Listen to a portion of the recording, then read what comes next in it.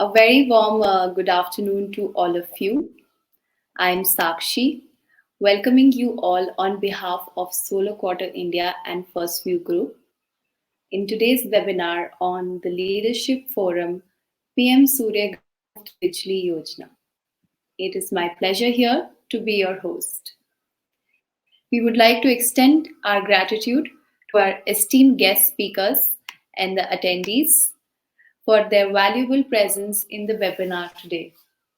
Your active participation has contributed in making this event truly remarkable.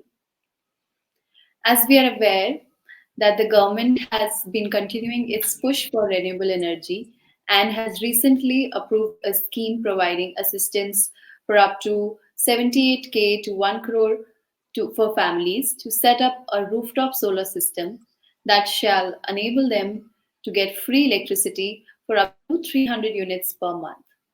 The project, with an investment of over 75,000 crore, aims to lighten up 1 crore households by providing up to 300 units of free electricity every month. Rooftop solar PV systems that can be installed on any type of roof having sufficient load-bearing capacity. The new rooftop solar scheme introduced as PM Surya Ghar Muft Bijli Yojana provides 300 units of electricity every month. Our leadership talk today covers various aspects of this yojana, including its implementation, operational challenges, financial aspects, and the envisioned impact on India's energy sector. The section will provide valuable insights from industry experts to educate and empower participants regarding this significant initiative. May I now request my team to play the commercial video from our presenting partner, Wari Energies.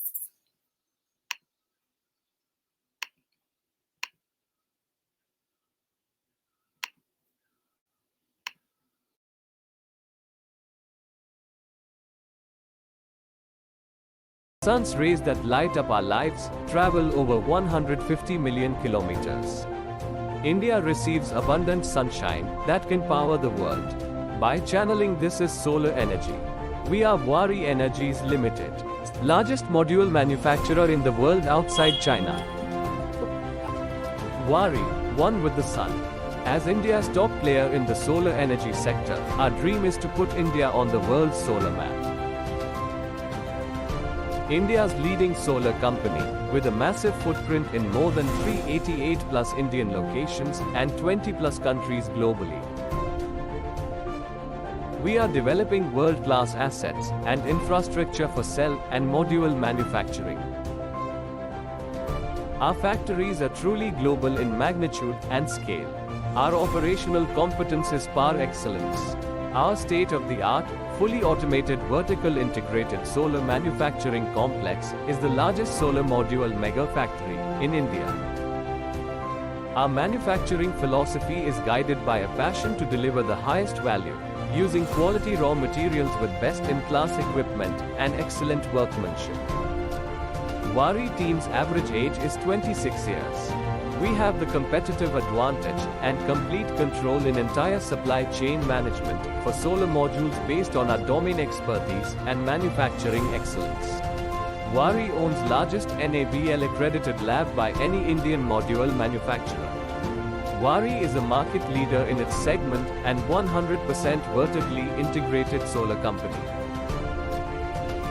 Over the last 3 decades, Wari Group has been consistently working to increase the value to our shareholders and all the stakeholders. Wari has planned to increase their solar module manufacturing capacity and going up to the polysilicon, that which includes the wafers, cells and the modules on a much larger volume that we are and that we are going to continue.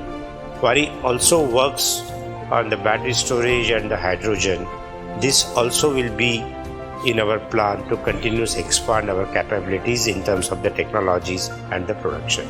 We see a great opportunity, very good future for the green energy and the sustainable energy.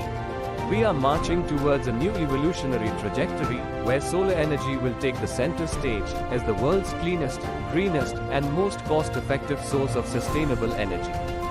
We are committed to optimize our energy portfolio and lead the way towards a new pinnacle of excellence by taking solar energy to each and every household of this great nation. Modules are rated top performer in PVEL 2023 Module Reliability Scorecard. Waaree has the highest market share in solar module supply and has been a Tier 1 solar module manufacturer for 35 quarters.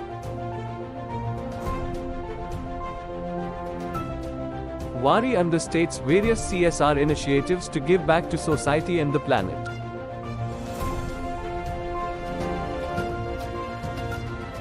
Waaree, one with the sun.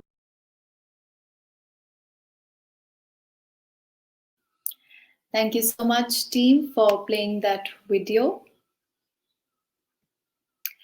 It is my pleasure here to introduce Mr. Vinay Papa, who's the CEO of Vibrant Energies, for sharing an insightful keynote presentation with us today. Over to you, sir.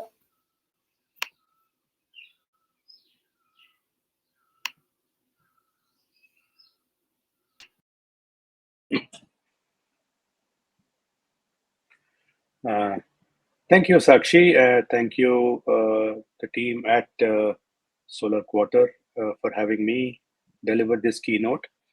Really appreciate and happy to be here to share my thoughts on what this scheme means for us, why is it a game changer, and what does it mean for the solar sector in general and the solar rooftop in particular. Kritika, can you go to the next slide? So the solar rooftop sector has been a kind of a forgotten child of the solar space. We began with very, very ambitious thoughts and aspirations way back in 2010 when the National Solar Mission was launched. We started with a very grand target of 100 gigawatts by 2022, of which 40%, which is 40 gigawatts, was supposed to come by the end of the financial year of 2022. Against that 40 gigawatt target, we are today, after 14 years after the National Solar Mission has been launched, at a fairly uninspiring number, which is around 10 gigawatts. And most of that is in the C&I space, where the economic case for solar rooftop was very compelling. Apart from meeting the green credentials, the C&I sector was really able to save a lot of money by opting for rooftops. Now, the same could not be said for the residential sector because there was no economic case. Given the large and hugely subsidized residential power tariffs, the residential segment, especially the lower end, which is the 0 to 3 kilowatt segment, which is the focus of the PM Surya Ghar Yojana, never really took off. And the focus now is on this segment, the 0 to 3 kilowatt segment. The scheme is fairly ambitious. And just taking a step back, if we were to ask ourselves, what is the potential for residential rooftop solar in India? The technical potential, if you just add up the total rooftop space and then divide it by 10 square meters per kilowatt of area requirement, you end up with a fairly impressive number of 637 gigawatt. This is from a CEW report, fairly insightful, but all of it is obviously not usable. And if you remove the bottom layer where the roof sizes are really too small, or the energy consumption per SFT does not make it a viable proposition to deploy rooftops, you end up with a more reasonable number of about 1.2 gigawatts as the rooftop potential of India. Now, if you add the economic potential, which is basically, if you want to run this without subsidies and with at least a 5-year payback, then that number drops very drastically to about 11 gigawatts. So it is this kind of a drop that the scheme addresses. So by relying on subsidies, it takes out the economic case, which was a hindrance for capacity build out. So the potential we are looking at is about close to 1 or 2 gigawatts. And with the 75,000 crores of capex that the government has put behind this scheme. It's a fairly massive scheme. And I've spoken to quite a few of the manufacturers who are watching this space very closely, and they say that this kind of capex, with the kind of price trends that we have in solar modules over the next between now and the next 3 years, it can easily support a capacity rollout of about 25 gigawatts. Now, that's a fairly impressive figure given the fact that it took us 14 years to get to around a 10 gigawatt number for rooftops. And these are again specifically residential rooftops. 25 gigawatts of residential rooftops. You'll still have additions to rooftops from the C&I segment, from the non-residential segment, primarily agriculture under PM Kusum scheme and the other schemes. So residential segment alone, which and you have, of course, additions happening in the more than 3 kilowatt space, which is not coming under the scheme. So the 3 kilowatt kind of a threshold covers almost 60% of the almost 30 crore households in India. And that essentially is the target, out of which 1 crore households will be beneficiaries under the scheme. Just stay on slide 2, Kritika. So what has really come in the way of the next slide, please? What has really come in the way of residential rooftops in failing to take off? We spoke about the economic case and the fact that solar rooftop tariffs for the residential segment are already subsidized. So it really can't take the burden of the capex and the kind of the LCOE cost of generating solar power from your roofs. The second one, of course, without a viable, financials were not really viable without a subsidy. It tackles that fairly head on. The second and the large part of the problem was the financing problem. I mean, there was no ecosystem of funneling credit to homeowners who wanted to go solar on their roofs. That is also equally tackled. If you go to the PM Surya Ghar national portal, you'll find a bunch of banks who come out with schemes, SBI being the largest of them. We'll be going into that much more deeper later. Financing now doesn't appear to be that much of a problem. We have a fairly streamlined set of lending guidelines and a bunch of lenders who are interested in lending to the sector. The fourth and the last dilemma, which has been basically a DISCOM dilemma, where it is the attitude of the DISCOMs towards the whole net metered residential rooftops. So until the Electricity Act was amended, making it a right for any rooftop to go solar, this was not even enshrined in the Electricity Act.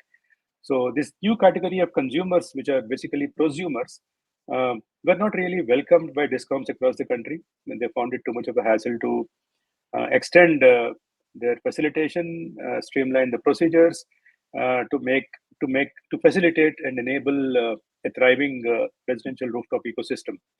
The problems have been manifold in terms of procedure. It takes a lot of time in most states to apply for feasibility and get a feasibility. So the DISCOM officials have to come to the installation, in this case a residence, and determine whether it is feasible from the evacuation point of view, whether there's transformer capacity that's available to evacuate the power, whether the rooftop space is enough.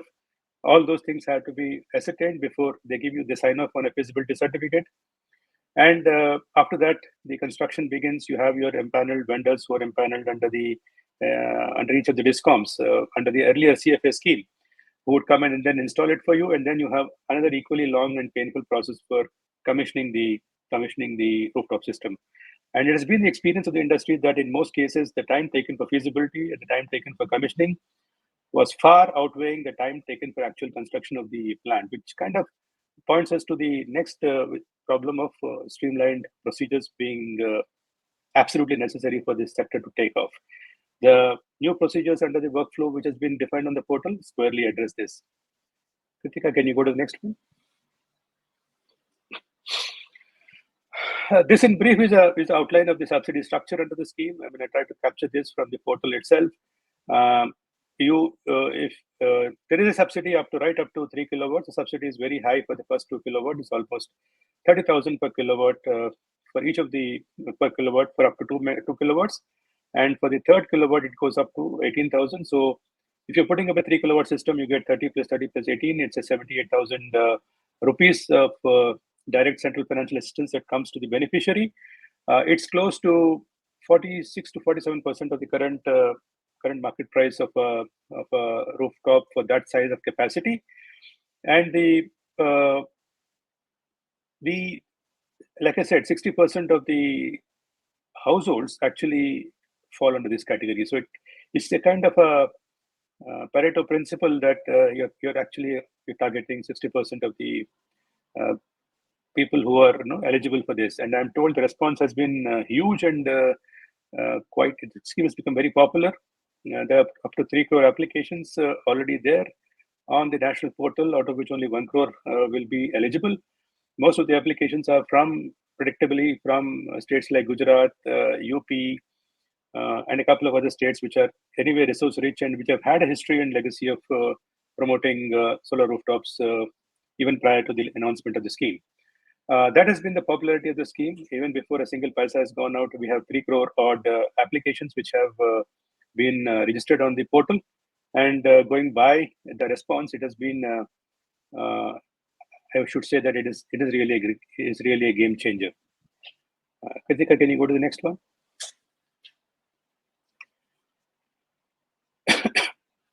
You're not able to see the workflow here. The workflow is fairly streamlined, and you start with registering on the portal, and then surprised why you're not able to see that. Let me present the slides that I have. So it's a fairly streamlined portal, and most of the cumbersome procedures that have been coming in the way of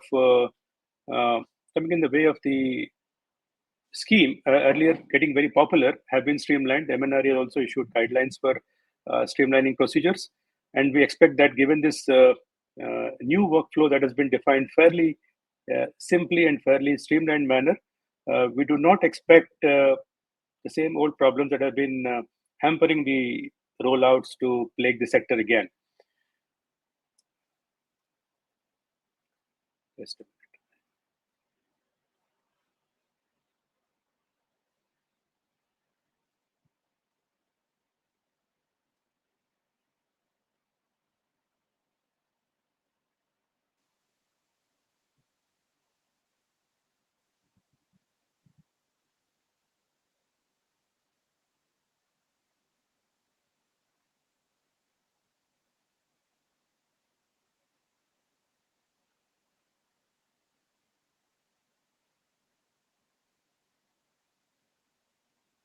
Okay.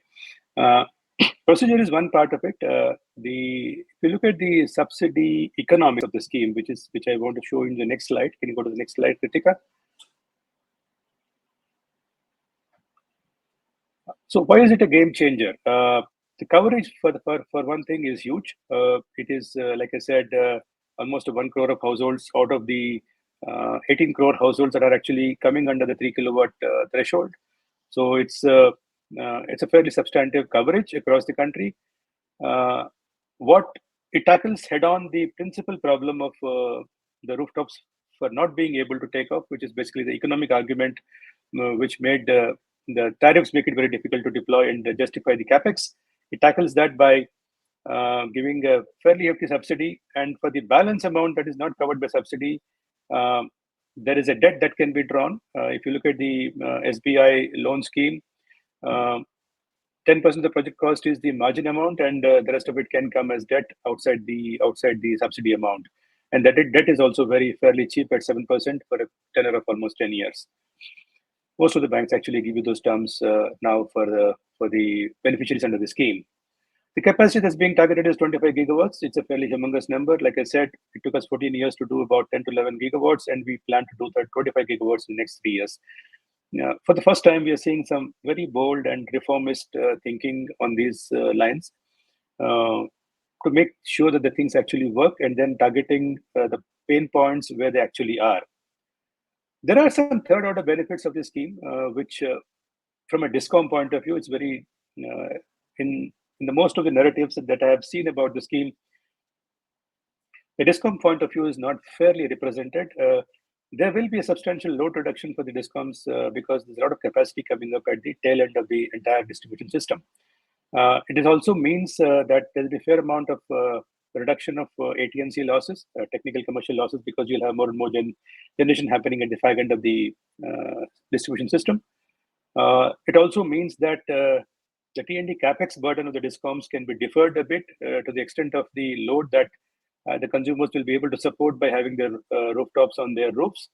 There is loss reduction, and the generation from these residential roofs, which is available as surplus power, which can be used by the discom to supply to other segments like agriculture or for the commercial industrial sector.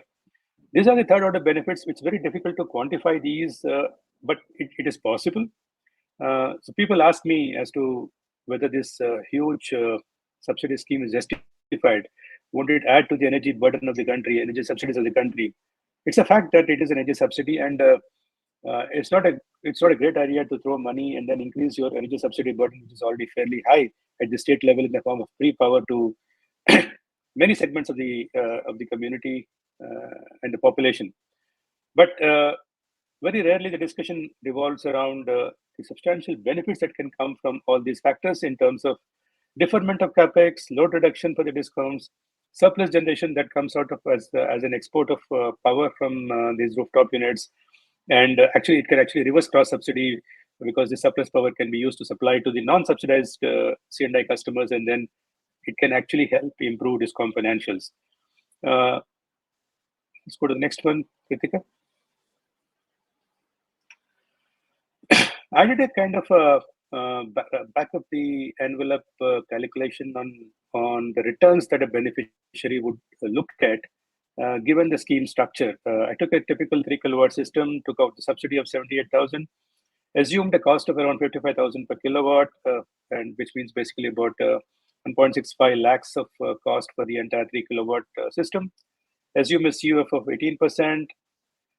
Assume about 20% of self-consumption and 80% of export to the grid, because most of the generation would be presumed to happen during the daytime when we believe that people will not be in their houses, they will be in offices or factories or workshops or in the farms. So I assumed a net billing rate of about 3 rupees for the exported power, and notional residential tariff savings of 4 rupees per unit for the self-consumed power. And I took the SBI loan framework, which says that at least 10% of the project cost has to come in as a margin. It's a 10-year loan with a 7% per annum interest. And with these assumptions, I was actually surprised to see an IRR of almost 30% to the beneficiary. That's a very, very handsome IRR. Even if you tweak the assumptions a bit and make it, these are fairly conservative assumptions, and even if you make them more conservative, I do not see this number going below 20 to 25% in any circumstance in any part of the country. It will be actually more in states like Maharashtra, where the savings by going solar can be higher because of the higher levels of tariffs in some states. But there's a kind of a median returns that a beneficiary could expect, irrespective of where he is in the country. There's a kind of a median number that is possible, and that's a fairly attractive number. And it is good to see how the government is thinking in putting value in the hands of the consumer, making them go green, generate sustainable energy, reduce our emission footprint. Please remember that 55% of the India's emission footprint comes from the power sector alone. Today, the most polluting or the entity which has the most emission footprint is one of the largest thermal manufacturers in India, NTPC. 55% to almost 57% of India's greenhouse gas emissions come from the power sector. With increasing per capita consumption of electricity, the grid getting extended to virtually every part of the country, and there is a huge increase in demand happening across all sectors. Economy is growing at close to 7 to 8%, which means there's a significant upsurge in the C&I demand. You see that our power demand is growing at the rate of almost 8 to 9% every year. 5 years back, it was at a typical Hindu rate of growth of 4%. Even if we were to meet the incremental increase in power demand year on year that India is seeing today, we need to add at least 30 to 40 gigawatts of solar every year. Against that, we are doing barely around 13 to 14 gigawatts. That's the kind of gap that we have in just trying to catch up with increasing power demand and trying to meet the incremental demand with clean power. This should add substantially and augment our capability to increase the to meet the incremental power demand from clean source of energy. It will go a long way if at least as per the plan, we hit this 25 gigawatt mark in the next 3 years. It means an 8 gigawatt addition every year. That should go substantially, add substantially to the 14, 15 gigawatts that we are doing on the ground-mounted utility scale solar that we are doing in the sector, and handsomely augment that capacity addition. You go to the next one, Kritika.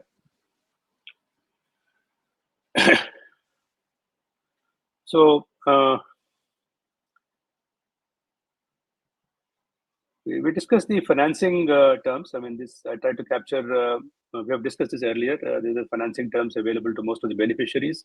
The implementation structure remains the same as it was earlier under the CFA scheme. You have empaneled vendors by the DISCOM who participate in public procurement tenders, who factor in the subsidy and then quote rates to the DISCOM, and then whoever quotes the lowest rate can that becomes the benchmark for that state and for that DISCOM. And you have a list of the such empaneled vendors who offer the same rate to all the potential beneficiaries under the scheme. And you get your system installed by any of the empaneled vendors, and actually the subsidy goes to the vendor with the factored in subsidy factored price being charged to the consumer. That's how the mechanism works. There's been some talk of moving this to a DBT basis, in the sense that instead of sending the subsidy directly to the installer, it might be a good idea to put the money in the hands of the consumer himself. There are two schools of thought on that. Given the possible delay in actual grant and sanction of subsidy, it may be better for it to be given to the installers than incur the wrath of a large population which will directly feel the brunt of a delayed payment of subsidy. That's an issue that's out there for discussion. But as it stands now, the fundamental architecture of the implementation remains the same. It works through a system of empaneled installers who go through a process to get empaneled, and the price is discovered, and the same price applies to all the installers, and which is offered, which factors in the subsidy that the government is offering. And the rate charged to the consumer is net of the subsidy, and the installer gets to keep the subsidy. Go to the next one, Kritika. There'll be more of a debate on this in the following panel discussion on how the scheme can be made better, what are the flaws there, and what tweaks can be suggested. I tried to run through this a few of these points that I thought I should share with the audience here. We'll of course be discussing more of that in the moderated discussion coming up after this keynote address. The biggest bottleneck which I foresee is the availability of cell capacity to supply almost 8 gigawatt requirement under the scheme alone. With all the tariff barriers and the non-tariff barriers that we have to promote indigenous manufacture of the entire solar manufacturing value chain in India, and added incentives like the PLI scheme, we still have only about 6 gigawatts of cell capacity today, cell manufacturing capacity. Now, there is credible information that the government would insist that the modules that are used for beneficiaries under this scheme would have to be DCR modules, domestic content modules, which means that the modules which are used for this scheme should have the cells also manufactured here.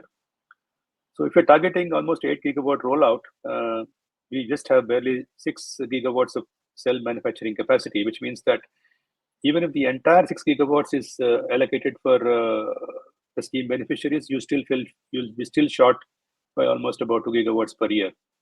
And remember that because of the duty differential between import of cells and import of modules, which is fairly large. Cells attract only 25% of basic customs duty, and modules attract 40% of duty. Most of the cells that are manufactured in India are under the tolling arrangements by the IPPs, by the developers who contract out these capacities to import wafers or cells into India and then get it converted into modules. A large capacity is actually devoted to that.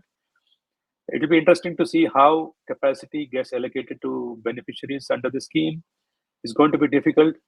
So one of the suggestions that was there was not to insist on a DCR requirement from day one, but probably bring it as a ramped up requirement, and insist that only modules from the ALMM list are used for this sector, and make it more stringent, and ramp up the stringency down the line, where you can insist on DCR maybe a couple of years down the line. The other big tweak that I would like to see in the scheme is a visible and tangible incentive framework for discoms, which has not been articulated. There is a line item in the budget in the cabinet approval note, which around 4,500 crores is shown as a discom allocation. Not very sure if that is substantial enough, or that's good enough for discoms to kind of shed the adversarial attitude that they've always had, a legacy mindset to the rooftop sector, and bring out a change of minds at the discom level. That is a crucial piece, because once the discoms are on board, you will see things moving very fast. You will see streamlined procedures. You will see very fast approvals, which will add to the capacity augmentation that we are looking at. Procedures have been a major problem. It takes an awful lot of time in most parts of the country to get feasibility approvals. It takes an awfully long time to get the discom staff to witness the commissioning of the plant.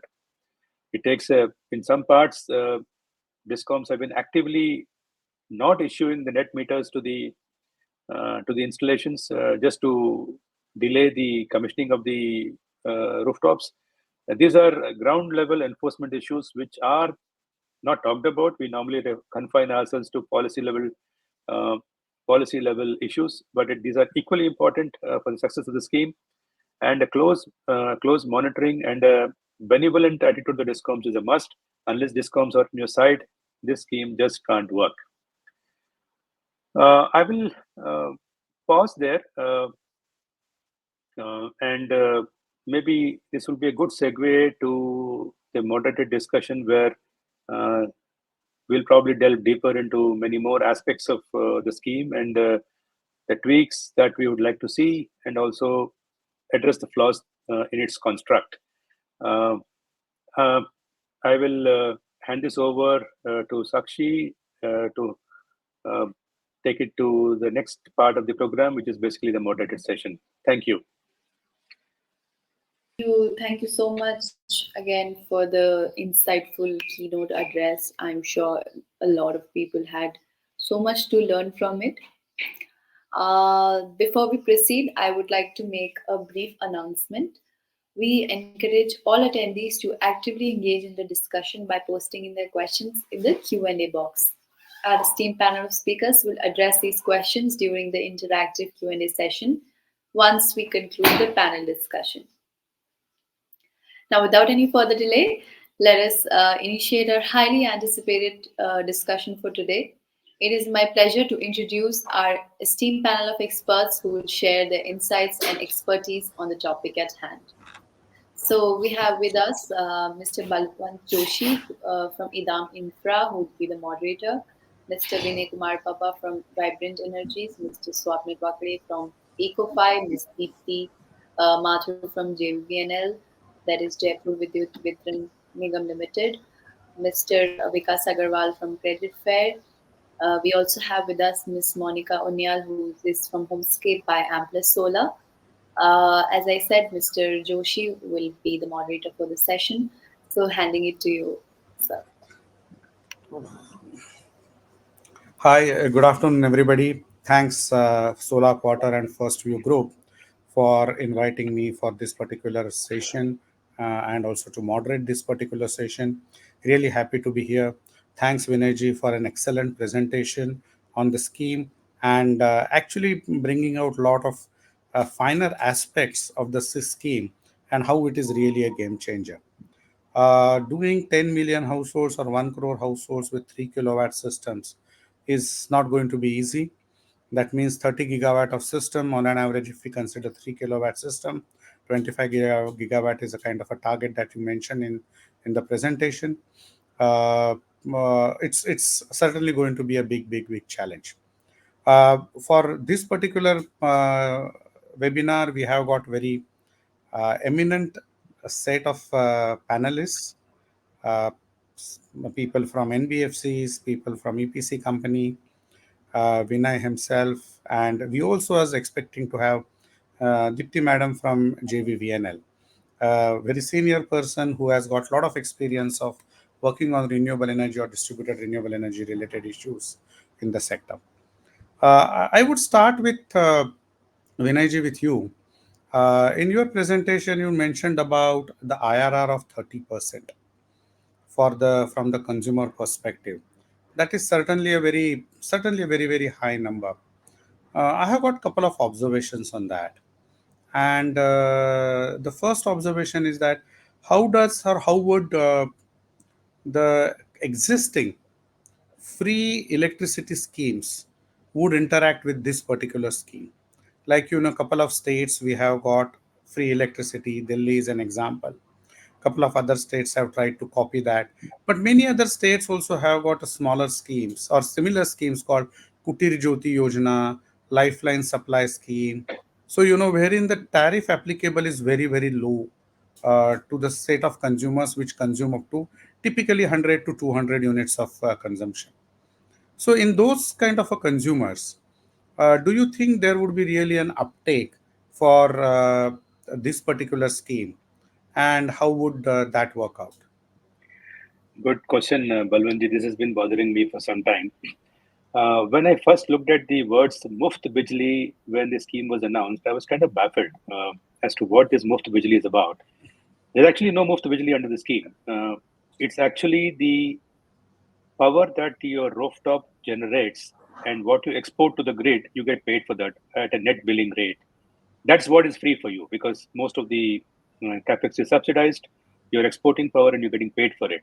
That's the Muft Bijli part. There's no literal Muft Bijli under the scheme, which is being given to the consumers. Correct. Now, coming to the second part of the question, where you say that schemes, some governments have already announced multiple schemes for free power. Uh, let's look. I mean, this is a hypothetical possibility which I feel the way it will work out. So, if you're generating 300 kilowatts using 3 kilowatt system on your roof per month, I'm assuming that if you're not at home during most of the peak generating hours, 80% of that would get exported and 20% will be self-consumed. So out of the 300 units that you actually generate, you consume about 60 units of power. Now the free elements that any of these schemes would be giving the residential rooftop owners would probably be offset against the 60, which you're actually consuming. You won't have to pay for the 60. But you won't be able to utilize the full 300 or 200 units that the scheme actually gives you. So in a sense, the PM Surya Ghar Yojana reduces the allowance burden on the discoms under the respective state schemes. That's how I see it evolving. But that's a good question. We'll have to wait and see how the free power schemes play with the beneficiaries of this scheme. Yeah, thanks. In fact, that brings me to the other issue in the whole economics of this particular scheme and the implications for the different stakeholders in this game. That is, the distribution companies vis-a-vis the residential consumers. If we consider this as a net metering scheme, and wherein the net metering is allowed for the entire consumption, because that is actually the inherent assumption, at least that's what it appears to be, that, you know, the 60 units will be consumed during the daytime when the consumer is there at home, or whatever is their residual consumption during the daytime, and the remaining units or whatever is the remaining generation will be net metered, and only whatever is there at the end of the settlement period, that is at the end of the 1 year, would be set off. That is typically the net metering scheme that are implemented in the country for the residential category consumer. And in fact, it creates a little bit of a dual challenge for the distribution company. Unfortunately, Dipti madam is not there. That, you know, they will have to, the consumers, the distribution companies will have to procure the electricity during the evening period to be able to supply to the residential consumer during that particular period, because that's when the electricity is required. In terms of the viability of the scheme from the distribution company perspective, as well as the viability for a distribution company perspective, is a little bit of going to be a challenge. But But before we get into the distribution company aspects, let's wait for Dipti madam to join. Let me move to Monica ji. How do you really see this kind of a scheme coming into play, and the kind of logistical requirements would there? One issue about the availability of the modules, availability of the cells in the DCR segment, has been allured to by Vinay ji. But how do you really see this kind of a scheme with a DCR requirement coming into play? What challenges it will pose to the EPC players? There are already more than 12,000 vendors registered on the scheme. How do you really see this thing evolving? We have never seen something like this, probably anywhere in the world, but certainly not in India. Yes. Thank you, Balwanji. So, wherein we first say that this is a really good scheme and this is a very good platform for us, companies like us, to boost up our skills and come into the playground in order to install more and more, have more business to do. However, we are also dependent on the modules incoming because everything as on date is basically going forward to ALMM order which has come up, and provided what we have resources as on date, there are certainly a few companies only which are offering this. And there are two, three types of sectors wherein these modules are getting consumed, for which the residential sector is the least priority as on date.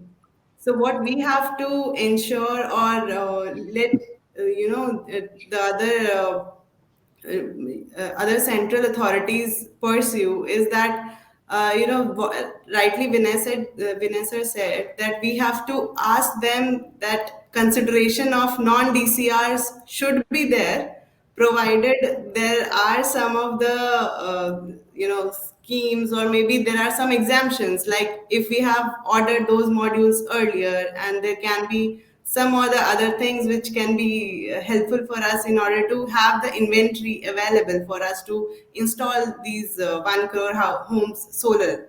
So that is how we have to see in terms of module. Apart from that, there are multiple new technologies which are coming into pictures, which is topcon for that matter. So we have to also see that the consumers are getting the best effective and the cost effective things for their utilization. So that is certainly a challenge, I believe. However, we as a market have to sustain that, and we will look forward that how it actually changes the way we work. Okay, a follow-on question on this particular issue. Yeah. A module is one part of it, and frankly enough, I really don't see many EPC players or many companies or many even individuals going for the top-end technology for for the supplies under this particular scheme, right? So what we expect is that the whatever is the basic minimum standard module supply is something that will go to supply for this kind of for this particular scheme. So the whatever is the HJT technology or a TopCon or any of the other technologies that we are talking about, they are unlikely to move into this direction of for this particular scheme. Here, the what is important is a scale. Doing 3 kilowatt systems, 5 kilowatt systems, doing hundreds of them every month is a something that is expected. So, do you really think the? I will first ask this question to you, and then again the same question I will move to Vinay ji also. Is do you think the existing ecosystem of EPC players or vendors, what in the MNRE terminology, is geared up for delivering for this kind of a scheme? So, okay. So coming back to the standard modules which we have to be using in this under the scheme, because anyway it has to be cost effective in terms to sell it off. So what I believe is, for yes, till the target it is for 1 crore homes. Yes, the market is sufficient enough. However, we have to gear up on getting the new things at the reasonable price itself.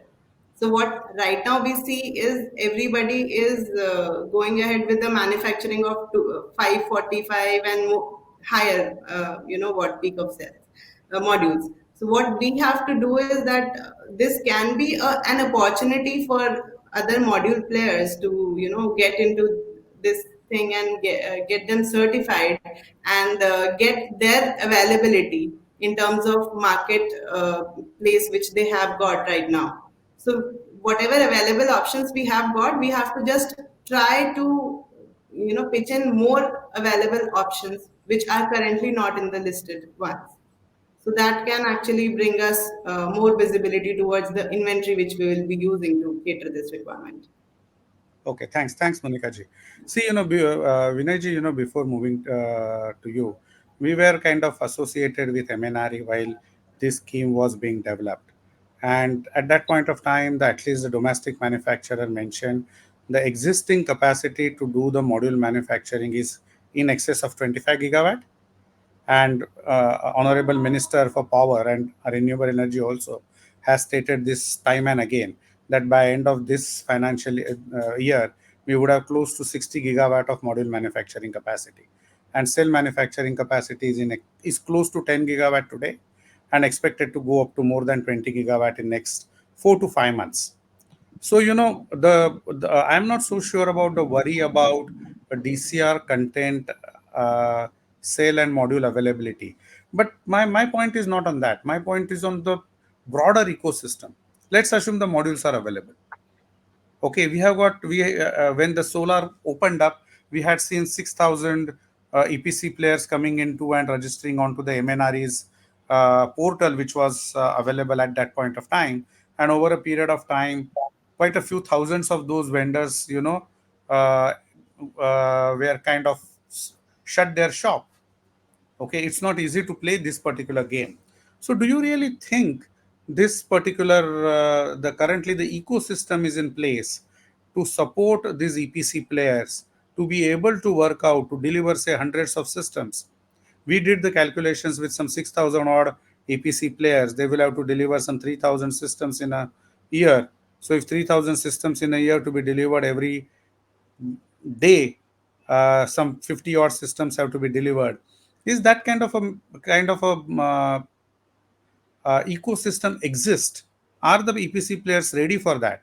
In fact, I will take this question subsequently to Eco5 and Credit Fair, saying that okay, what are you doing on this to be able to support the ecosystem? That's for me, Yeah, Malvanji. yeah. Yeah, I think you have drawn attention to a significant vulnerability in the entire delivery capability that we have. So we have been living with this thing for quite some time. Nothing new that we're attempting here. The CFA scheme has been there for a long time. We have enhanced the benchmark prices recently. It's fairly attractive even outside the scheme to do solar rooftops. You're right. I think there is a need for a significant skill development and capacity augmentation requirements for the installers and making it viable for them to actually deliver this product. Now look at the reason why many have burned their fingers and many have found this to be an unattractive business proposition. Okay, first is the enormous delay in on the discom side, which the brunt of it is taken by the installers. The delay in feasibility approvals, the delay in getting the net meters to the side, issue of net meters by the discom, delay in commissioning, and in most states, I'm not talking about 3 kilowatts, but fairly larger systems require a CIG approval also. The licensing burden is quite huge. There is a cost of compliance there that is a significant cost which doesn't get factored into any of the government calculations. The second most important thing is the delay in grant in issue of subsidy. The pricing takes take on the fact that subsidy is given upfront. So there's a carrying cost for subsidy not dispersed, which the installer has to bear. Now, these people are they have very fragile balance sheets. They're very small home shop. Small outfits which don't have that kind of balance sheet strength. I mean, I'm not talking about the Ampluses of the world. They don't have the balance sheets to take the burden of a deferred subsidy receipt, and that's the second biggest problem. With all the good work that the MNR is doing, it does still take time to disburse the subsidy. So, if you are able to fast track procedures and disburse subsidies and spend a little bit of money under the scheme for skill development, and make it viable for the installers to deliver this scheme, you will have the same situation continuing. That's how I look at it. Thanks, Vinayji. Let me move to Swapnil. Here we are talking about the outlay of 75,000 crores, 65,000 crores of subsidy alone. So the total capex expected in this particular scheme is humongous, and these numbers are with respect to 3 kilowatt. But the systems would be installed the far more capacity. In fact, some one analysis that I saw few days back showed that the first 1 lakh applications had average capacity of around 4.6 kilowatt of the system capacity. That means the total capital expenditure that is expected under this particular scheme is massive. Do you think financial ecosystem like banks, NBFCs are ready to be able to deliver this particular challenge? Yeah, thanks a lot, Balwanji, for the question. So, first of all, yes, the opportunity is humongous because other than Gujarat, all other states are under penetrated. So the average ticket size, or let's say average capacity, which is getting installed other than Gujarat, is in the range of 5 kilowatt plus, because it's the early movers, it's the early stage who are having the creamy layer of the segment is adopting solar first, and then it gets passed on to the other segments. So what we have seen is in Gujarat, the average capacity is 3 kilowatt. The average loan size is around 1 to 1.2 lakhs. And yes, there is a gap in financing, and now with the awareness, the consumers are availing these easy financing options. On the readiness parts, yes, the government is coming up with the various schemes through PSUs, but PSUs have not yet digitized the ecosystem. It is still through a conventional banking model, whereas NBFCs like us, who have been into this segment since almost last since 1.5 2 years, uh, with our experience and a dedicated focus in this specific segment, the platform is ready. Because a year back, till the time scheme was getting launched, the maximum offtake we have seen majorly in Gujarat, some parts of Maharashtra, Rajasthan, and MP. But with the scheme launch, we have seen that the registrations are happening pan India, including Eastern region as well as from the northeast part of the country. And there is requirement for financing because subsidy gets deposited or credited in customers' account after commissioning of the project, but actual capital is required for procurement of the material and at the time of installation. And that is something the financing solves over here. We solve the working capital gap for these dealers, because let's say if it is a 3 kilowatt system, 2 lakh is the system price. Customer does the down payment of, let's say, 20%, around 40,000, and remaining the installer or a vendor gets from the financier. So on day zero, he's having 100% capital, which is required for material procurement and for the installation of the project. So this is how we solve the gap of working capital for the installers, the financing for the consumers. And I would like to give example on the earlier question which you had asked is if we can take example of other industries like consumer durable, like the chromas of the world, consumer durable industry now in iPhone as well, which is get easy financing by the fintechs, or let's say housing or other two-wheeler industry, ICE engine, they have seen rapid scale when the transaction convenience, digitized financing solutions got introduced in the segment. And that specific sales guys knows that without financing, he will not be able to sell his equipment immediately. That is to have to achieve a point of scale with easy financing options in solar.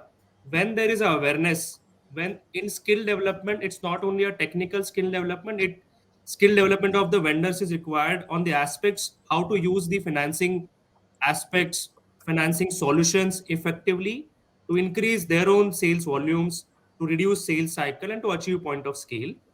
I think with this if we can focus on this, then yes, as a financier, there is no capital constraint, but on the awareness and on the understanding of financing aspects, there is a gap among the solar installer community. So yeah. Yeah, thanks, Swapnil. But there, as you rightly said, there is a big challenge in terms of the skill gap at the vendors, okay, or the installers that are coming up in the country. There are few large associated with the another big houses, power companies, RE companies, but 95% of these people who are there registered on the portal are unlikely to have very strong technical knowledge as well as the knowledge of the financing products. So you as a company, what are your initiatives that you are helping this community to strengthen its capabilities? So first of all, we are hand holding them to understand the financing aspect. So instead of just pushing on the financing, we first hand hold them to understand how the financing solutions will enable their own sales volumes. Because what we have seen, most of vendor prefer cash and carry business, because that's what they are doing since last couple of years, almost last decade. So so first, awareness, training, and hand holding of these vendors is required, and that is what we are doing. And we at Eco5, we are having end to end digital journey. We are the first, one of the first in India to have end to end digitized journey, where we give instant decisioning. Earlier, what used to happen, if financing is required by the customer, then they have to take that file to the banks along with the documentation. Whereas with digitized solutions, it's instant. These dealers are having an embedded financing journey. They can scan a QR code, they can scan a journey on their own laptop, on their mobile. From there, they can apply on behalf of customer and get instant sanctions. So the convenience, the transaction convenience, is what we are driving from our side to achieve the scale and to help and enable the dealers with the easy financing solutions. Fantastic. Thanks, Swapnil. Let me move to Vikas ji. Swapnil also mentioned, and also I mentioned one data point with respect to the average sizes, of applications. What we are saying is the typical application is of, or average size is around 5 kilowatt. That means the consumers who are applying for this subsidy are not exactly the lower strata of the people or lower strata of the pyramid, which is expected under the scheme. So the idea was, or idea is, to support the lowest level of consumer or the lowest income consumers to get electricity more or less free. Do you think the scheme, if these are the data points, these are true, is scheme achieving the desired objective? And probably what tweaks are necessary for the scheme to be able to achieve these objectives? And what is your experience generally in implementation of? Yeah, thanks, Balwanji, for the question. So Credit Fair is like a digital NBFC, and we are as a working as a embedded lending platform where first we onboard the manufacturers like Tata Power, and then we have their channel partners onboarded as the installers, and these installers are, sourcing the business for us, and we have the overall digital journey where they are. Processing the case, and then we are dispersing the loan amount in their accounts, and then they are doing the installation work, right? Here, in this PM Surya Yojana, where 1 crore houses has to be solarized, and out of like 18 crore houses under 3 kilowatt, where the subsidy is up to 78,000 rupees. Most of the houses up to 3 kilowatt will be covered into it. And yes, I understand that there is like a requirement of 4 5 kilowatt also is there, up to 10 kilowatt requirement is coming.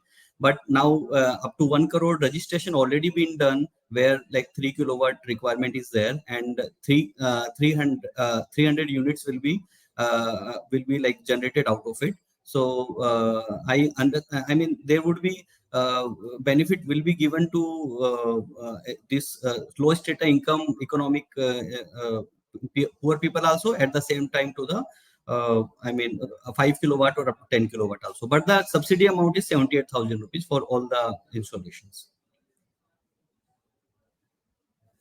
You are on mute, sir.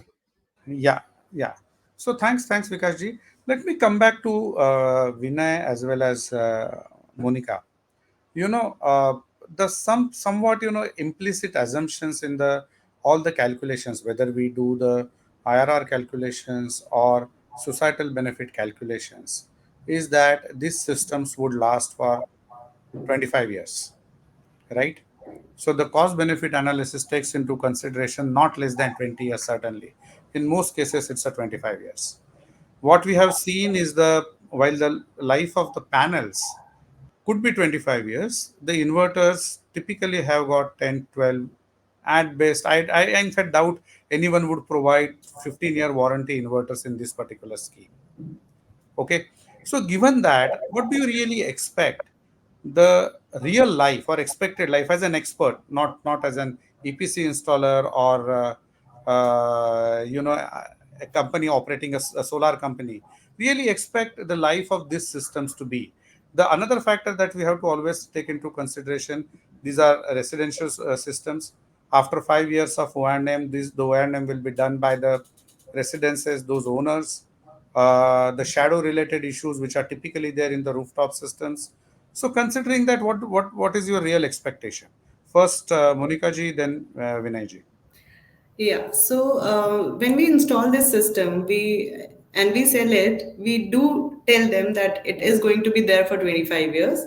We do mention that the module warranty is for 25 years or 20 years, and we do mention that the inverter is going to be there for 7 to 10 years in most of the cases. So when we say that the O&M, the AMC is to be there for 5 years, we do take care of all the repair works, replacement works in case there are any. We do give a confidence, a trust on the structure which we install as well, because the life of structure also degrades with the time. So that's where the quality of installation comes into picture. Going along with the time, if you see by 10 years or so, the plant itself actually, if not maintained well, maybe if it is not cleaned, you are actually neglecting the maybe breakages or even the loose connections. There can be some cases which are not actually good for the system. So what we in general in our brochures do is, while handing over the plant or while commissioning the plant, we actually give them a do's and don'ts checklist. Also, during the term of the maintenance, we maintain that there are regular callbacks to the client, and then we do have a check that whatever installed system we had, the system remains in the same situation till the AMC. Post that, we do check if things are going right or wrong in the way we had installed, because we have to be in that case we have to be accepting that the plant was installed by us and it has to live for 25 years. There can be cases with the inverter wherein we say that after 10 years the inverter cannot be in warranty. So then extended warranty options plus replacement, inverter replacement can be given to them. So AMC plays a major part going forward. That is generally being actually on paid basis post 5 years. So all of that is maintained with a cost to it, and we have been, as in Amplus, we have been running plants from more than 10 years now. So now we have that expertise in place, that what all needs to be checked in what frequency. So that is how we have now started, offering AMC packages as well going forward after the AMC 10 year or 5 years is completed. Yeah, you have skillfully avoided the question. Okay, saying that what do you really expect the life of this system to be? So I definitely agree with you that the life of the system will be there for 25 years, but then there are some parts which are one, consumable, second, and not under warranty for 25 years, which have to be replaced or repaired as soon as you get to know that there are issues. So there can be no certainty on having 100% correctness till 25 years, because it ultimately it is a system, right, which is a combination of multiple components to it. So then if the checklist is being followed well, then it definitely will be there for 20 to 25 years, whatever is being claimed. Yeah, thanks. Uh, the real worry in this particular scheme is, uh, first of all, the herd mentality with which the vendors are getting into it. They see it as a bonanza or gold mine that they have discovered. So people with and without skill, like we have read the stories about when the oil was discovered, when the coal was discovered, when the gold was discovered. Okay, people get into that particular business, and so that is one worry.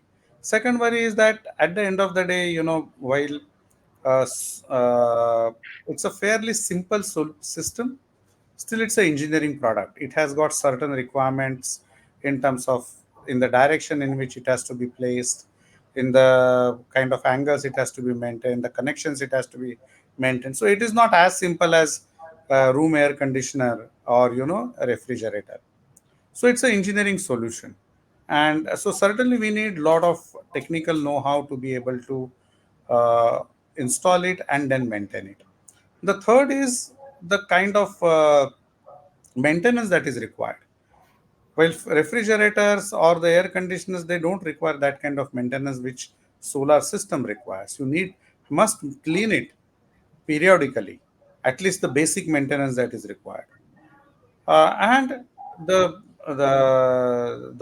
fourth part of it is that many of the calculations don't take into consideration this O&M or replacement costs that are like inverter. I doubt any of these inverters would last for more than, while the warranty is 7 years at best, they may last for 10 years, 11 years, 12 years, certainly not 25 years. Okay, so certainly one replacement has to be factored into while doing the IRR calculations.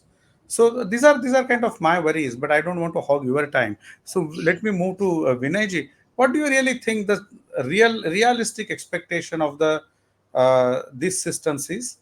Residential rooftop systems which would come under PM Surya Ghar Muft Bijli Yojana, and what should be done or what precautions to be taken by government first, discom second, financiers third, to be able to ensure that we extend the life of the systems as much as possible. Yeah, so quality has been the elephant in the room when it comes to this kind of systems. We have had many approaches to this. We tried with many experiments. MNRE began with an empaneled channel partner scheme, which didn't go anywhere. It had to be shelved. Uh, it's very difficult to see. You can ensure the quality of the product. You have a paraphernalia of regulations and policy around that. You have ALMM. You have the BIS norms for module manufacturing. To an extent, these work. Definitely, they do work. But my biggest fear is that, which you alluded to earlier, you're not going to use TOPCon modules or HDIT modules or PUG modules for this. You're going to go to very ordinary polysilicon modules, which are kind of outdated now. So the biggest fear is that because of the DCR requirement, which has to be complied with, you'll have dumping of old machinery from China, which is not at all being used now, to churn out substandard modules, which may not really last their entire life.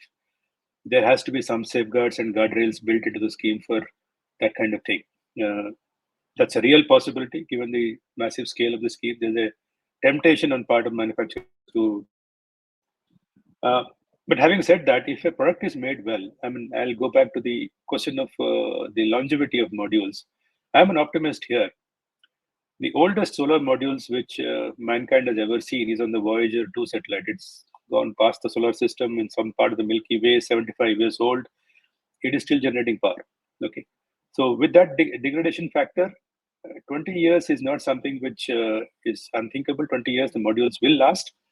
Of course, with the expected degradation that is warranted by the manufacturer. Inverters, you already pointed out, is normally the practice to factor in a replacement cost for inverters at the end of 10 years. That's what we do in financial models for utility scale systems. And we should do the same for rooftops too.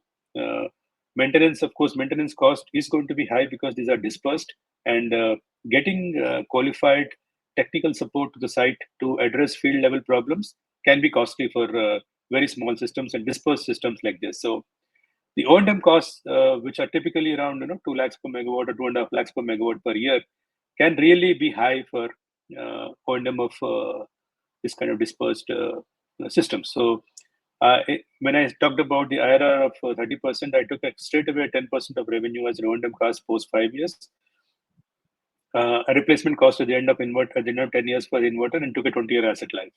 And that gave me a number of 30% for the IRR. So we have factored that. So it's still, the numbers still look good given the basics are met. Assume an asset life of 20 years, a module efficiency of at least 18%, which is doable with polysilicon modules, and soiling losses of 3%, which is again because cleaning probably has to be done at the premises. It might be slightly costly. Availability of water is an issue. So soiling losses can tend to be high, which can eat into your returns. But even with all these things, if there is a will to do it well, it can work.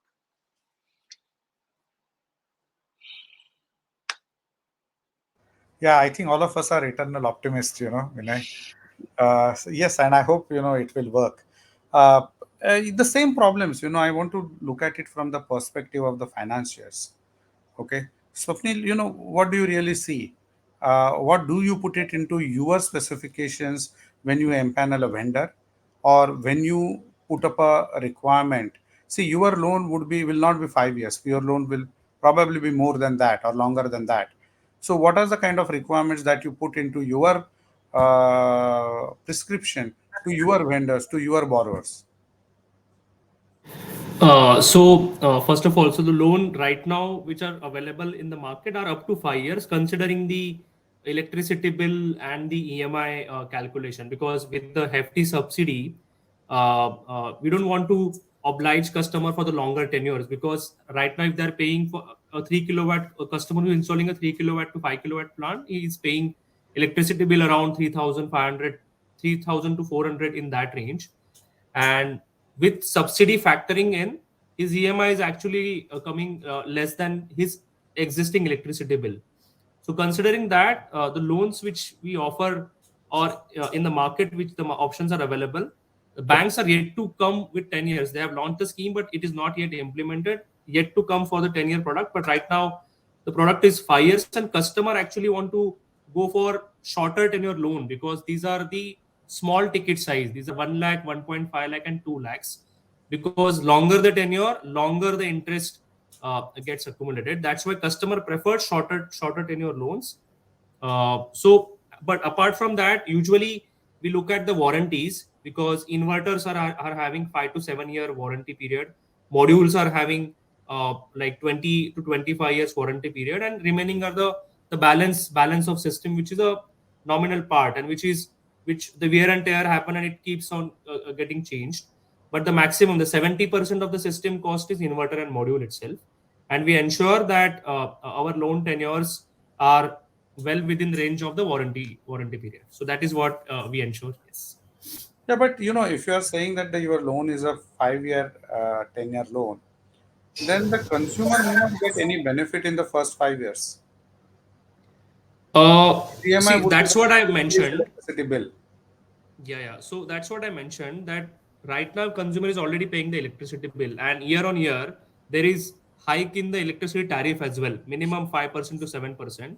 Mm. So if right now he is paying 3,500 or 4,000 rupees electricity bill, next year it is going to get hiked by 5 to 7%, probably 8% as well, depending upon the state policy. And if his EMI is in the range of 2,500, which is fixed for the tenure, month on month he is saving 1,500 to 2,000 rupees on his electricity expenses, and that is what is his month on month savings. Yeah. Okay, okay. Vikas ji? Yes. While onboarding the installers, first we see how much installation they have done till now, and what is the what commitments they have given to their customers, whether they are completing or on it or not. Let's say they have said there would be 100 unit generation, whether that panel is generating 100 units or not. Such kind of due diligence we are doing. We are doing looking into their balance sheets also, and all the profile, founders pedigree and everything. After understanding on this thing, we onboard these installers. After installation, after onboarding, we start getting the business. In that, our as of now tenure, as Swapnil mentioned, we also have like 5 years tenure, and up to we go up to for 7 years also in MSME cases, but into residential cases is up to 5 years. So because I'm very specific. I'm looking Yeah. at what is likely to be the life of these assets, right? And how do we really extend or ensure that the benefit continues to accrue to the consumer and to the distribution company or in the society at large, right? So, if the financiers are trying to ensure that their loan tenure is a smaller than warranty period, and if you are not insisting on the really long warranty periods, what you are essentially, from a business point of view, what you are doing is absolutely right. You are ensuring that your money is recovered. Okay. But if you are saying the 7 year is a inverter warranty and you are not looking at more than that, okay, from your business point of view is right. But then we are not ensuring that the systems would serve a good life for the consumer. What is being ensured is only that your money is being recovered. I'm sorry for being a little blunt over here, right? So I want to know Balwanji, from both. I would add to that, anything Yeah. less than 120 months of loan tenure would mean a negative cash flow for the consumer. I am not sure how the math work out, but if you ask people to put money out of their pocket, even from an asset life point of view, it makes sense. But moment it gets into a negative cash flow situation, if you shorten the loan tenure, then the scheme is dead. That's what I think. Well, happy to hear an alternative thought. Uh, I don't wanted to say that. That's the reason I said, URMI is just going to take away the entire electricity expense that the consumer has got. Yeah. Okay, but I take your point on that. Yeah. So, Swapnil and Vikas. Swapnil first. See, so first is yes, the business assurity, which is rightly there because it's for all.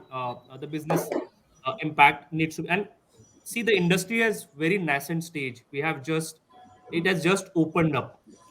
With the time, with the experience, the more experience into this industry, because then financial will also evolve.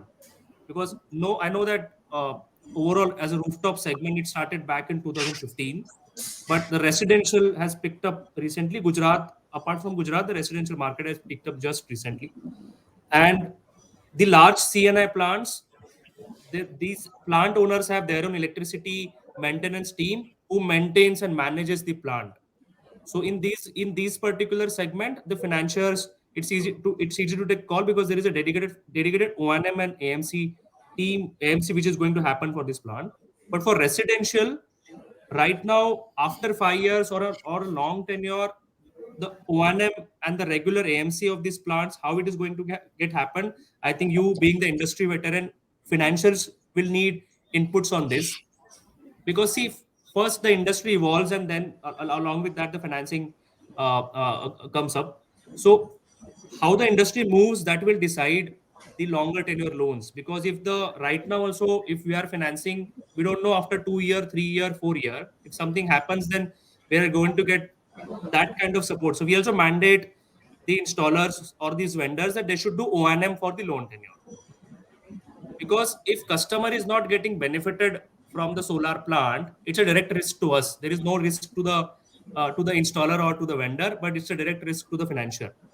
And it should be circled. So yes, I think I have seen rooftop solar plants since last 10 years working very fine in the larger segments. Residential, to the extent maintenance and the AMC remains a challenge. If industry solves for this, then I don't feel there is any challenge giving longer tenure loans, 7 years, 10 years as well. Uh, Any comment on what Vinay ji said? I think we have not seen negative cash flow. We have seen customers opting for no cost products. So let's say out of around 40% customers go for no cost product where they don't want to pay the interest. They want to opt for the zero cost, 0% ROI schemes, because they are having the capital in their hand.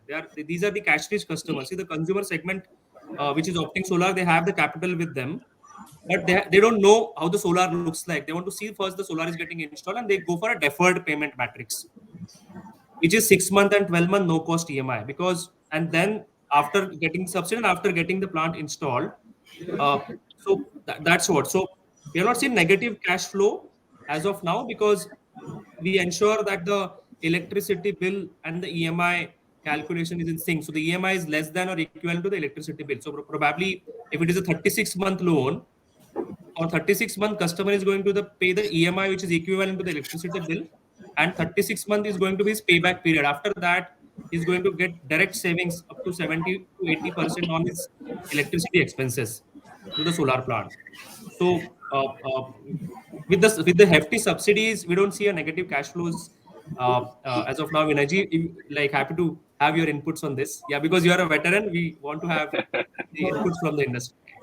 Balwanji, I have a question for you, if you permit me to ask you, because you should not be the moderator on this. You should have been part of the panel discussion.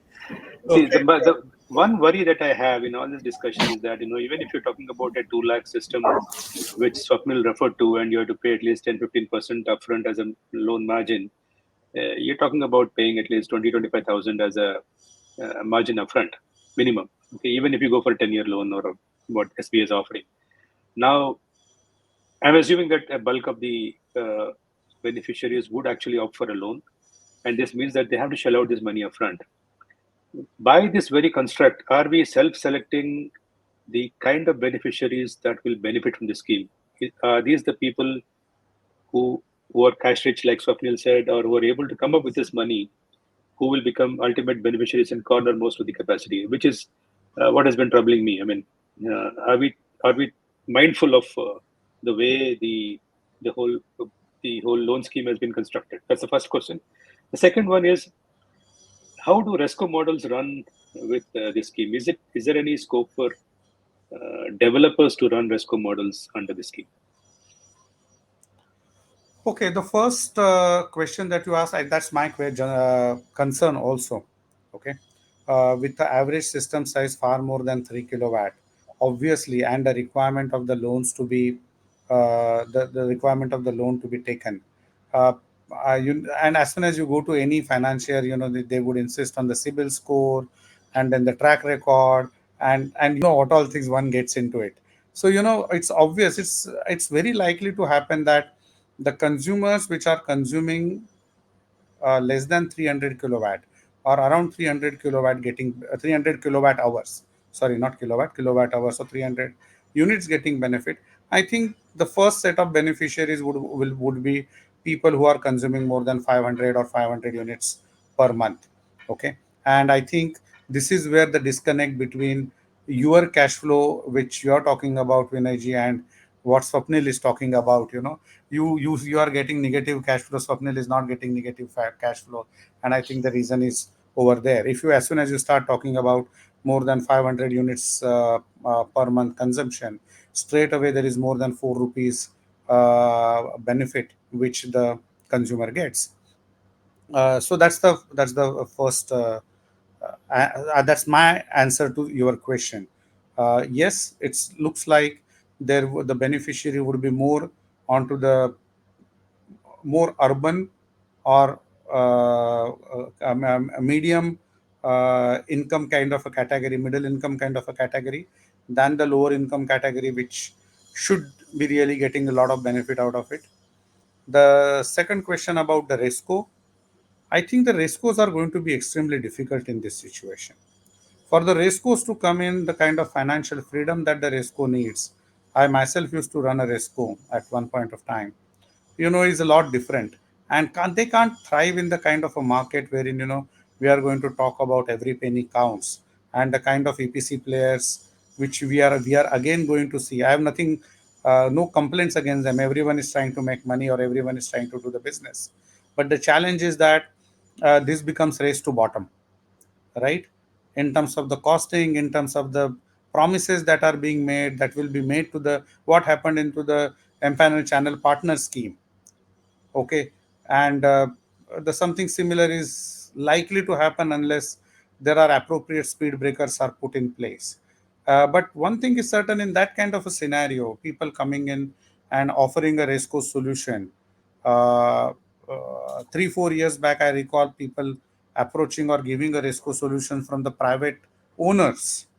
Okay, so it's difficult. I don't see a frankly a role for the resco in this particular scheme.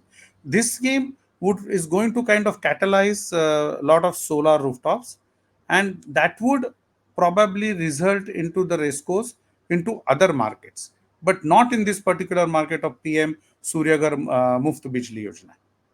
That's my take. Thank you. Thank you. Yes, I think we are close to 5:15, I suppose.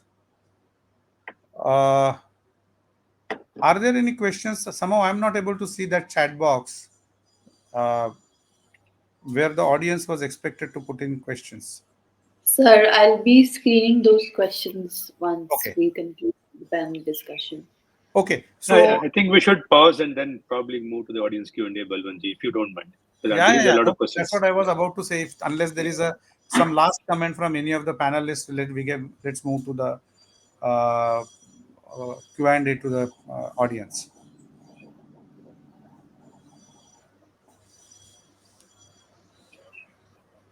I think we have spoken enough. Let's hear the audience. Sure.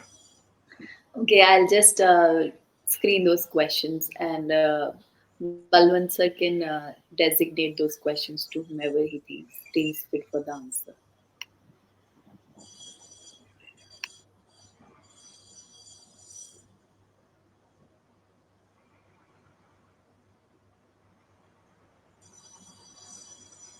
Uh, Vinay ji?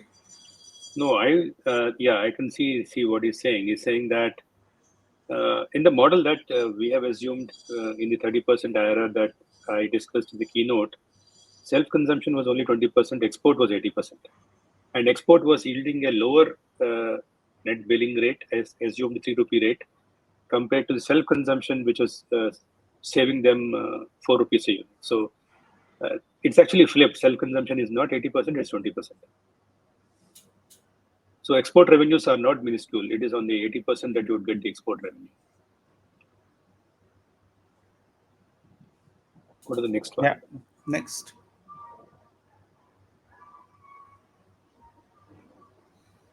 Okay, I think let me answer this particular question. I think this is certainly a big concern, that is getting the net meters, getting the synchronization reports from discoms, and not having the knowledge. I think couple of things are being done by both MOP as well as MNRE. First of all, the requirements of the initial feasibility report has been taken out. The possibility of the net meter being procured by the consumer directly, that is being considered. So these two things are being considered. The third one that is being considered is a uh, who's there is a something called electrical contractor or licensed electrical contractor is a common term that is used. So either a licensed electrical contractors, or there is a new scheme that is being brought in by CEA about new way of kind of inspecting these particular installations. So once that particular scheme comes into play, uh, I think this the third issue also will be taken care of. That is doing the inspection and giving the final clearance. So the formalities would come down for the consumers as well as vendors over a period of time.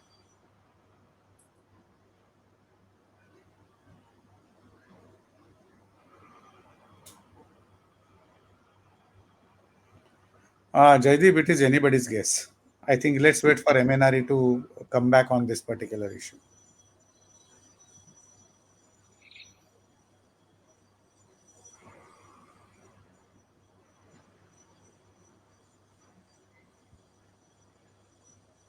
I think I'll take this, Balwanji, if you Sure. allow me. See, there are at least 10 banks which are there on the PM Surya Ghar portal, and the loan terms are mentioned for each loan offering for the scheme, and almost all of them, it is not part of the home loan. It's a dedicated loan for the rooftop, and there is no collateral and there's no security being asked for. So, while it is still possible to bundle this as part of a home loan offering, in which case the home would be the hypothecated asset, but for this scheme, on a standalone basis, dedicated financing is available, and that none of the banks are insisting on collaterals or security of the home. So that's not a problem.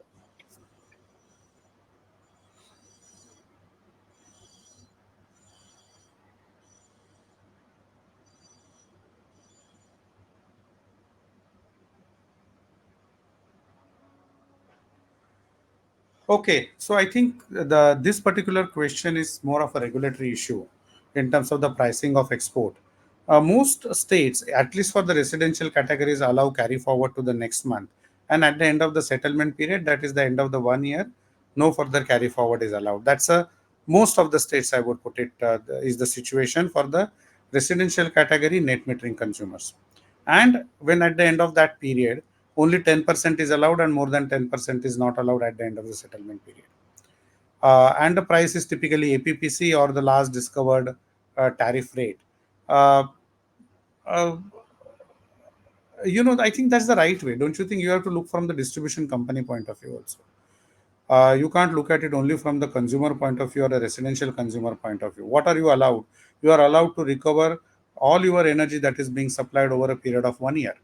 And then on top of that, 10%. Now, up to 10% is allowed to be is the distribution company is purchasing it. And that too for a product like electricity, which you can't store, the distribution company takes it as and when you supply it. What further do you ask? In my view, this position is quite right. uh, i'm I'm not in favor of increasing the export rate or the price for purchase of electricity by the distribution company from the net metering systems to be very high. Okay, while the some compensation should be made, 10% is a good margin for the consumers to size their systems. But as far as the having the disparity on the regulations, the I think MNR is working with forum of regulators to come up with some standard regulation to deal with this particular issue on the disparity.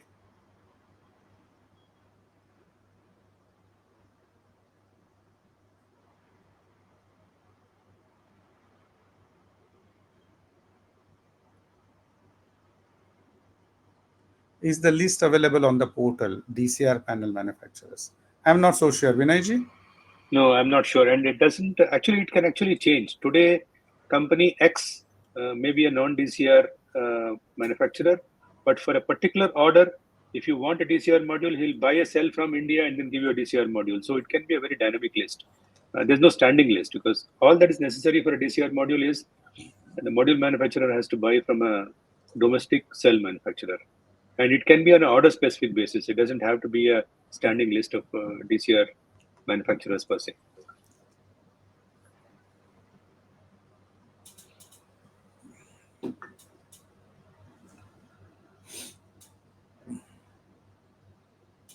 That's a good question.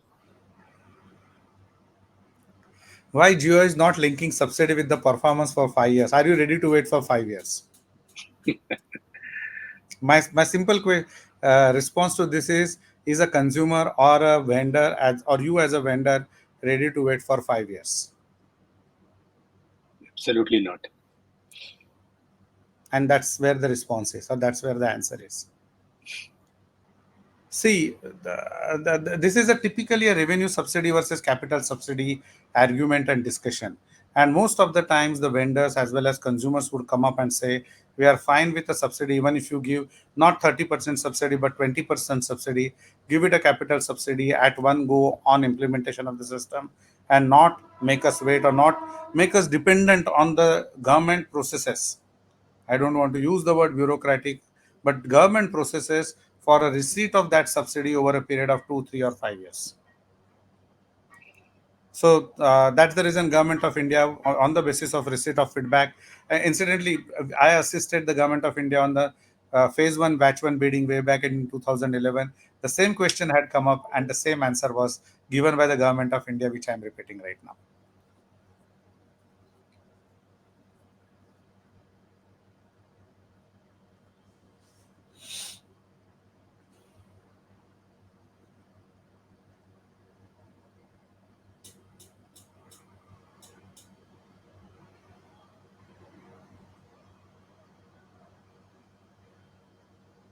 I can probably take that. In fact, Yes, please. one of the principal components of maintenance cost for installations is the cost of washing. Typically, modules needs to be washed twice a month, and each wash is about 1 liter of water per module. So, in monsoon times, actually, your uh, cost of washing would actually come down because you're not going to wash with that frequency that you would normally do in the non-monsoon season. Uh, so, like I said, it's actually lessens your burden on maintenance during monsoon time. It actually helps to have longer monsoon months so that you don't spend time on water and actually deploy the labor to clean the modules.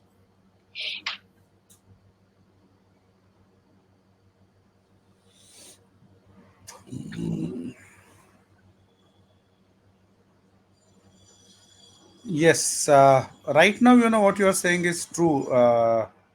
The lot of domestic cell capacity is getting exported today, but we are expecting a lot more cell manufacturing or cell capacity to come up in next 3 to 4 months, and then we need to see how the situation changes. Whether we are having a lot of cells available for the domestic usage. If not, I think one will have to go back to MNRE and look at both DCR requirement or there could be some requirement on the cell manufacturer to supply domestically.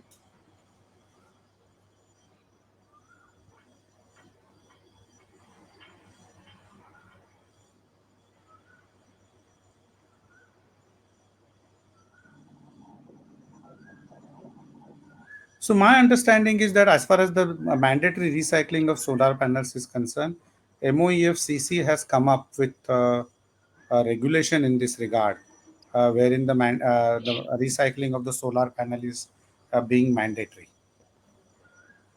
Vinayji, you have got any? Yeah, the regulations are already in place, like you said, to provide for recycling at the end of life. But there is a idea that which merits some attention. The idea is to upfront the cost of waste processing at the time of the modules rolling out of the factory and make it an upfront cost, and the differential amount that the manufacturer will charge for the modules will go into a central pool, which will go into funding the waste recyclers. I think that's an idea which is a meritorious idea and that probably merits attention. Could think of that too, not just for the scheme, but this is an issue for the entire sector.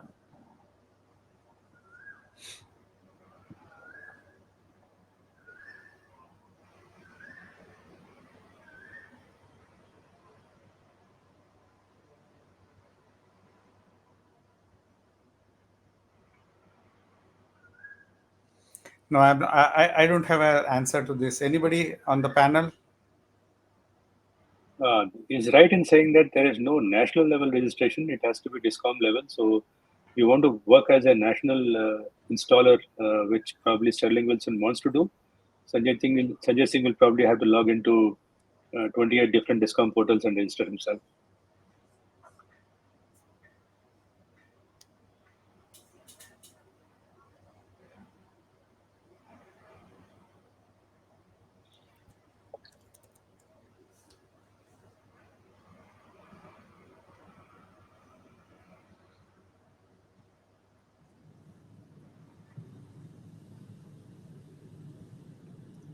That's for Okay. Swapnil and Vikas, I guess. Yeah, Yes. I will take this up.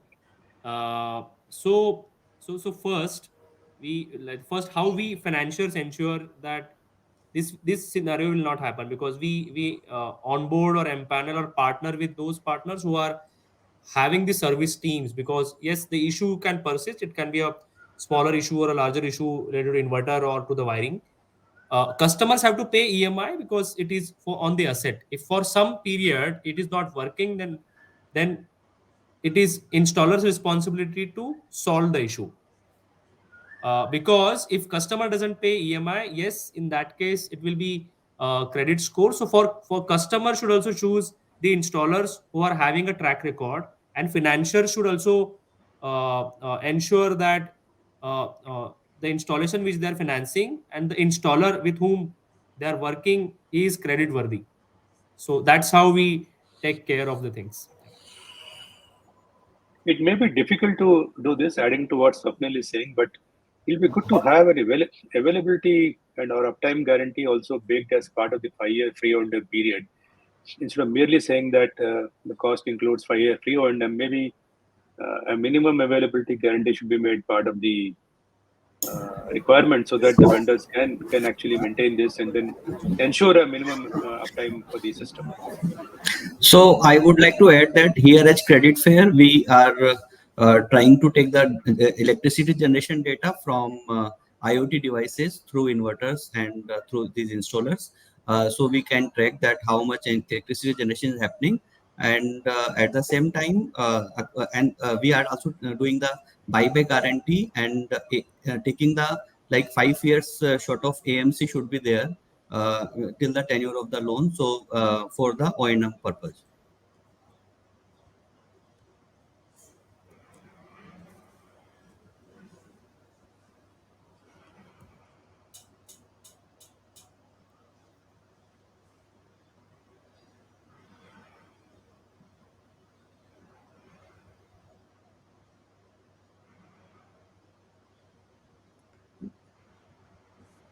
Yeah, anyone from the panel?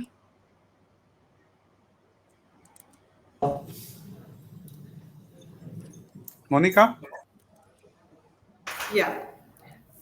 So basically, as I said previously as well, maintenance is going to be a big challenge because once the warranty gets over, then it is actually our internal obligation that we have to see what we have installed, how far is it actually performing. So once the AMC is covered after 5 years, then there has to be a system which actually caters the requirement. Maybe it's a breakdown maintenance or a preventive maintenance checkup or an annual AMC package which needs to be taken care of. I understand that the challenge would be that these are very small capacities spread over a very large area to cater about. But this is the challenge we all have to face once we have installed these plants. All across the country, we have to take over this as a separate business in parallel in order to get this going throughout the 2025 years. Thanks. Next question, please.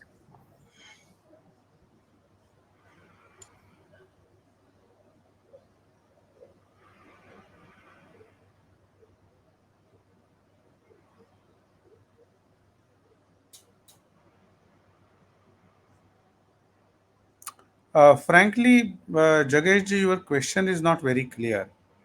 How the Tier 2 states encounter difficulties in managing high solar generation during daylight hours due to low demand, as well as challenges in scheduling and forecasting load demand due to behind the meter variability.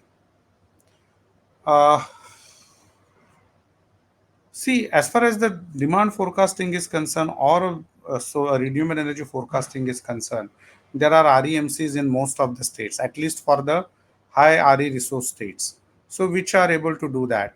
Despite that, there have been instances when there is a sudden drop in the generation from wind or from solar, and that certainly poses problem to the system operator.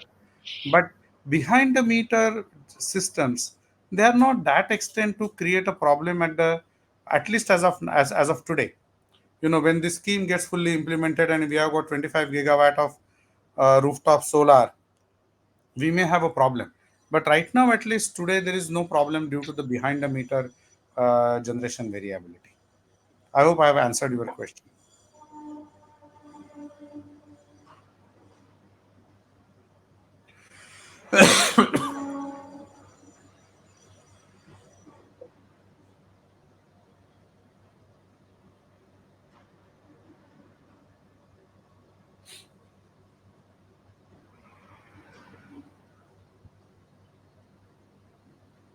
I think this was an idea which was there earlier, but it has been Correct. shelved now. So this is more of a legacy thing. It was there in the initial phases of the scheme. They were thinking of getting PSUs to fund this under the RESCO model scheme, but like Balwanji just said, CPSUs also put up a lot of pushback from them. Correct. It was not viable, so this is off the shelf now.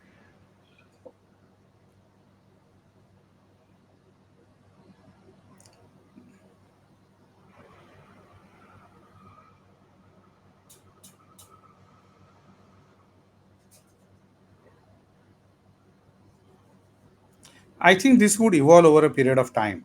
You know, the O&M services for the small size solar systems after 5 years of the period, those services would evolve over a period of time. Most probably, the existing vendors who are supplied these systems, they would take up the extended O&M services. But we have to see. We have to wait for at least couple of years to see how the O&M as a service market evolves. Next.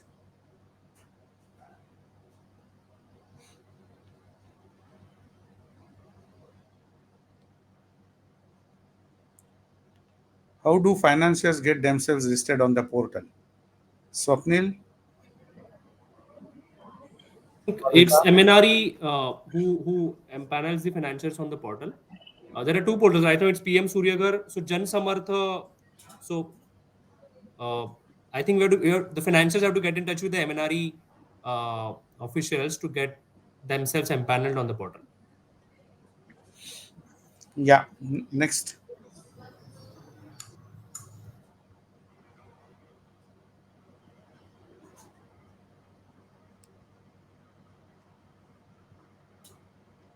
I think we have I already answered this earlier, Valmanji.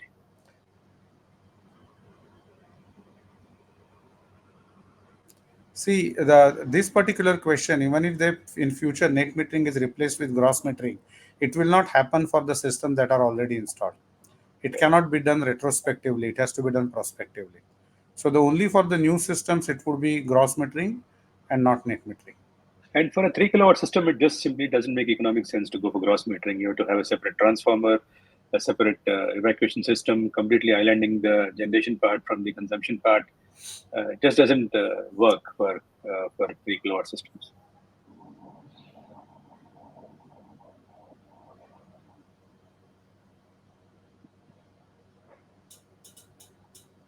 Yes, that's what we discussed. Yeah. That's what happened to the installers in the first empanelment scheme as well.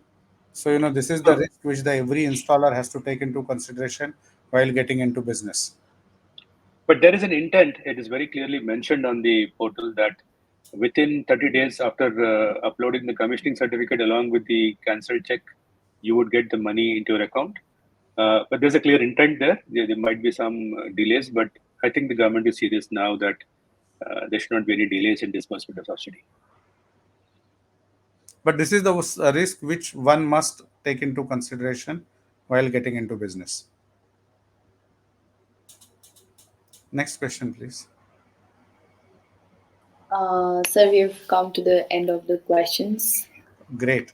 Uh, Thank you. Thank you so much. yes. Anybody would like to give any closing remarks? Yeah, so I would like to thank all my co-panelists, Vinay ji, Swapnil ji, Monica, Vikas ji. Thank you so much. It was really great discussion, and it also helped me clarify a lot of my doubts and also understand the different perspectives. In this, it would have been great if we would have got Dipti ji coming in then, because then we would have had a distribution company perspective also. But yeah, I think she got stuck somewhere. But nevertheless, it was great talking to all of you and also the audience for great questions. It was certainly very interesting time for me. Thank you so much. Thank you so much, sir. It was great to have you as a moderator. Your sector knowledge and expertise is actually shown through. And so, with this, we have come to the end of the virtual event. A big shout out to our attendees for extending their time and support for the event. As we conclude, we assure you that we'll be back soon with more exciting sessions. Thank you so much, everyone. Thank you. Thank Thank you. you. Thank Thank you. you so Thank much. you. Bye bye.